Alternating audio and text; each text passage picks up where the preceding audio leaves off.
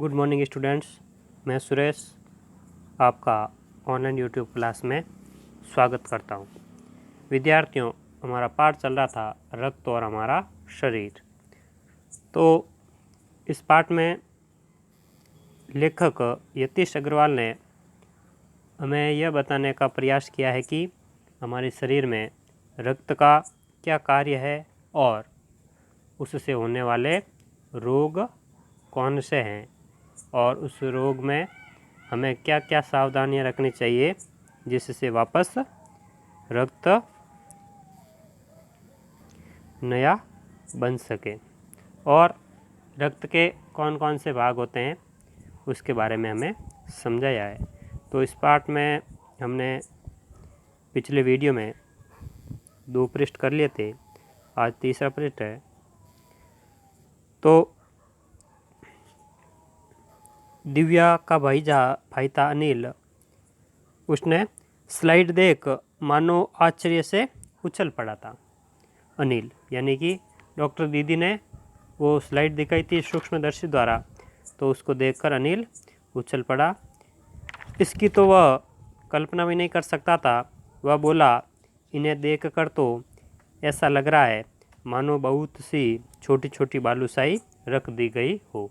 यानी कि बालूशाही जो एक मिठाई होती है उस प्रकार लग रही थी, जैसे आपको चित्र में दिख रहा है।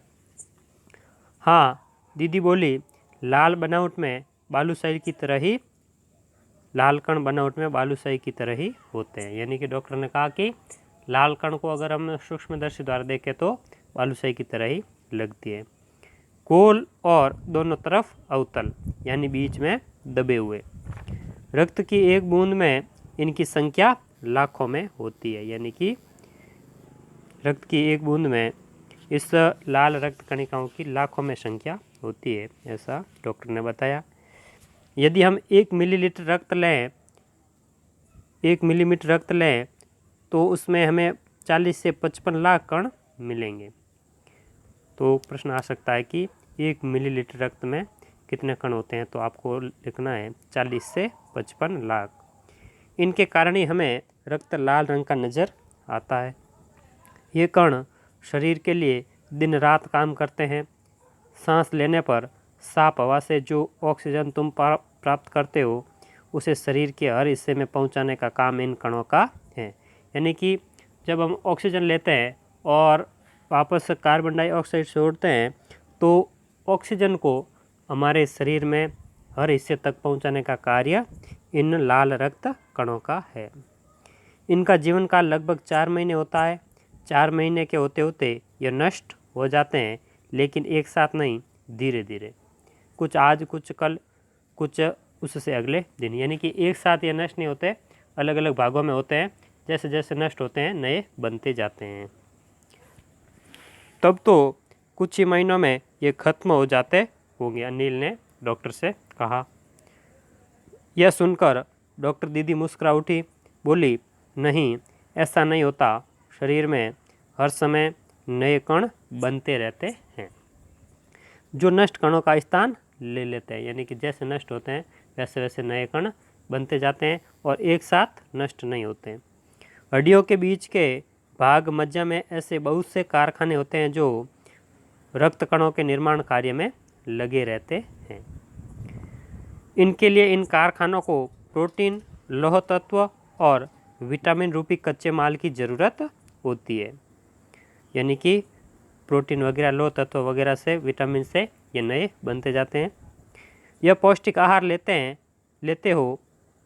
हरी सब्जी, फल, दूध, अंडा और गोश्त में ये तत्व उपयुक्त मात्रा में होते हैं। यानी ये जो विटामिन, प्रोटीन वगैरह, ये जो अभी लेखक ने लिखा है, हरी सब्जी, फल, दूध, अंडा, इसमें ये भरपूर मात्रा में पाए जाते हैं। यदि कोई व्यक्ति उचित आहार ग्रहण नहीं करता है तो इन कारखानों को आवश्यकता अनुसार कच्चा माल नहीं मिल पाता। नतीजा यह होता है कि रक्त कण बन नहीं पाते। यानी कि हम दूध या हरी सब्जी वगैरह ना लें और बाज़ार का खाना खाएं तो इन पर विशेष प्रभाव पड़ता है और ये कण हमारे शरीर में आवश्यकता अनुसार नहीं बन पाते हैं और इनकी कमी हो जाती है। रक्त में इनकी कमी हो जाती है। लाल कणों की इसी कमी को एनीमिया कहते हैं। यानी कि एनीमिया किसे कहते हैं, तो आपको पता चल गया होगा कि लाल रक्त कणिकाओं की कमी को एनीमिया कहते हैं। और इन कणिकाओं की कमी कैसे होती है वो आपको पता चल गया होगा। और ये हमारे शरीर में कैसे बनते हैं ये भी हमने पीछे पढ़ लिया है। तो क्या संतुलित आहार लेने मात्र से हम एनीमिया से बच सकते हैं, अनिल ने सवाल किया। डॉक्टर कह रही है हाँ, यह कहना काफ़ी हद तक सही होगा। यूँ तो एनीमिया बहुत से कारणों से हो सकता है, किंतु हमारे देश में इसका सबसे बड़ा कारण पौष्टिक आहार की कमी है। यानी कि कुपोषण कह सकते हैं कि हम पौष्टिक आहार नहीं लेंगे तो इनकी कमी हो जाएगी और हमें क्या हो जाएगा, एनीमिया।